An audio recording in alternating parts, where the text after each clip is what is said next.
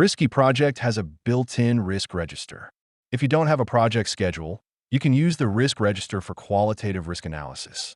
In this video, we will show how the risk register is used with a project schedule for quantitative risk analysis. The risk register is a list of risks that can be entered in the risk register view. Imported from Excel or identified using AI. Double-click on a risk ID to view a customizable risk form. Click the Edit Risk Form Layout button to modify this form. This tab shows how the risk is assigned to different tasks or resources. The next tab includes a list of all risk properties. Here, you can enter risk reviews.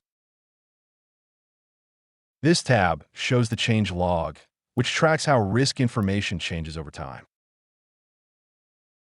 In this example, all risks from the risk register are assigned to tasks and resources using the drag-and-drop risk view.